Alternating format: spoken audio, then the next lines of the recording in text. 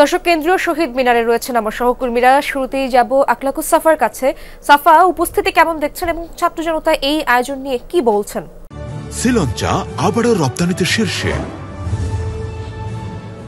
শহীদ মিনারে এরই মধ্যে কিন্তু বৈষম্য বিরোধী ছাত্র আন্দোলনের আজকের যে কর্মসূচি, অর্থাৎ মার্চ ফর ইউনিটি যে কর্মসূচি, যেই কর্মসূচি থেকে মূলত জুলাই বিপ্লবের যে ঘোষণাপত্র, সেই ঘোষণাপত্রের রূপরেখা সরকারের কাছে প্রস্তাব করা হবে, যেটি আসলে ঘোষণাপত্র আকারেই আজকে দেওয়ার কথা ছিল। কিন্তু গতকাল যেহেতু সরকারিভাবে সিদ্ধান্তের কথা জানানো হয়েছে যে এই ঘোষণাপত্র সরকারই তৈরি করবে এবং বৈষম্য বিরোধী ছাত্র আন্দোলন সহ অন্যান্য যারা অংশীজন ছিলেন, যারা এই জুলাই বিপ্লবে অংশগ্রহণ করেছেন, সকল দল এবং যারা অংশগ্রহণ করেছেন তাদের সবাইকে নিয়ে যেহেতু এটি করা হবে, সেই জন্যই কিন্তু আজকে এই রূপরেখাটি দেওয়া।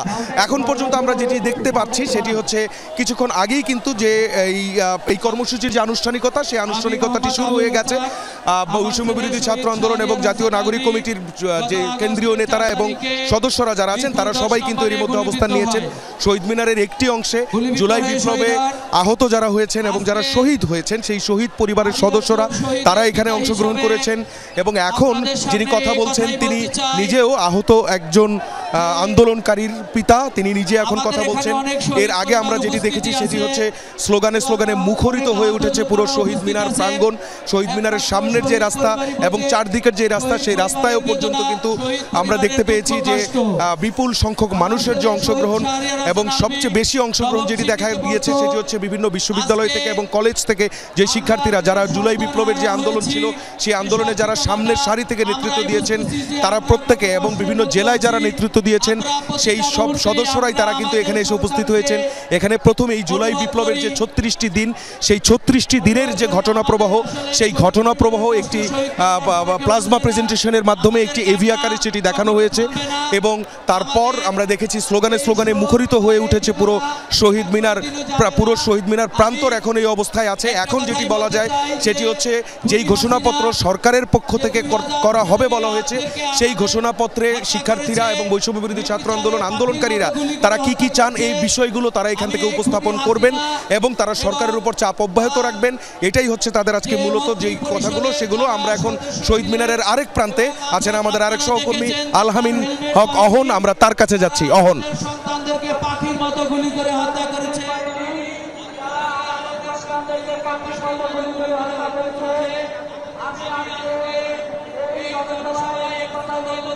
হাজার হাজার মানুষ, আমি যেখানে রয়েছি আমি যদি সেই দৃশ্য দেখাতে চাই, শহীদ মিনারের একেবারে সামনে আমি রয়েছি।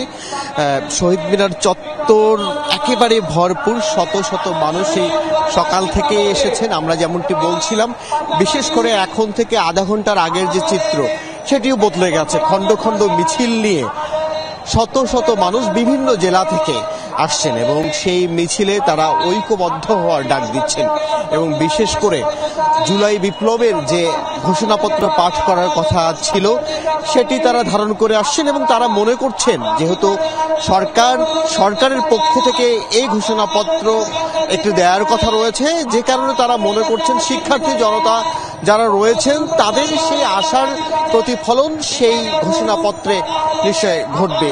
বিভিন্ন আলোচনা হচ্ছিল, বিশেষ করে গেল শনিবার থেকে রাজনৈতিক অঙ্গন তো বটেই, সাধারণ মানুষের মাঝেও প্রশ্ন ছিল আজ কি হয়, সেই বিষয়গুলো হয়তো আমরা জানতে পারবো। ঘোষণাপত্রটি হয়তো দেয়া হবে না, কিন্তু ঘোষণাপত্রের যে বিষয়গুলো সেই বিষয়গুলো ইতিমধ্যেই শিক্ষার্থী যেসব রয়েছেন তারা কিন্তু বলা শুরু করেছেন, সকাল থেকেই বলছেন তাদের সেই সব কথা, একতার কথা, ঐক্যবদ্ধ হয়ে নতুন বাংলাদেশ বিনির্মাণের কথা। তারা বলছেন রাজনৈতিক বিচ্ছিন্নবাদ তারা চান না, তারা চান সকলে মিলে একটি নতুন বাংলাদেশ গড়ে তোলার। যে প্রত্যয় নিয়ে জুলাই আগস্টে যে অভ্যুত্থান হয়েছিল সেই প্রত্যয়টি যেন শেষ পর্যন্ত ঠিক থাকে, এটি যেন হাতছাড়া না হয়ে যায়। সংবিধানের বিষয়ে নানান আলোচনা হচ্ছিল। এই সব শিক্ষার্থী যারা নতুন রয়েছেন তারা বলছেন এই সংবিধানের মধ্য দিয়ে ফেসিবাদকে কায়েম করার একটি সুযোগ সবসময়ই থাকে, যে কারণে যে ৭২-এর মুজিববাদ সংবিধানের কথা তারা বলছেন সেটিকে একেবারে ছুঁড়ে ফেলে দিয়ে নতুন করে সংবিধান রচনা করা যায় কিনা সে বিষয়েও এই সরকারকে ভাবতে বলেছেন। এবং এই বিষয়গুলো কিন্তু আজ একেবারেই যেটি স্পষ্ট করে বলার কথা ছিল সেটি হয়তো তারা বলছেন না, তারা তারপরেও তাদের সেই দাবি দেওয়া সেই আকাঙ্ক্ষাগুলোর কথা বারবারই স্মরণ করিয়ে দিচ্ছেন এই ইউনূস সরকারকে। সকাল থেকেই আমি যেমনটি বলছিলাম, আমাদের এর আগেও বেশ কয়েকজন সহকর্মী সকালের খবরে বারবার বলছিলেন বাংলাদেশের অনেক প্রত্যন্ত অঞ্চল থেকে শিক্ষার্থীরা আসছেন এবং সেই যে আশা সকালে শুরু হয়েছে, তারপরে সেই আশা কিন্তু এখনো শেষ হয়নি। একেবারে আমার এই যে পথটি দেখা যাচ্ছে সেটি ঢাকা মেডিকেলের দিকে গেছে, এটি যেমন কানায় কানায় পূর্ণ, এই সামনের যে পথটি টিএসসির দিকে গেছে সেটিও কানায় কানায় পূর্ণ।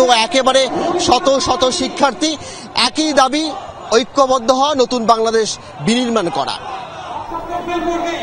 অহন, ধন্যবাদ আপনাকে। দর্শক, আমরা আমাদের দুই সহকর্মী অহন এবং সাফার কাছে ছিলাম, তারা শহীদ মিনারের বিস্তারিত খবরাখবর আমাদেরকে জানাচ্ছিলেন।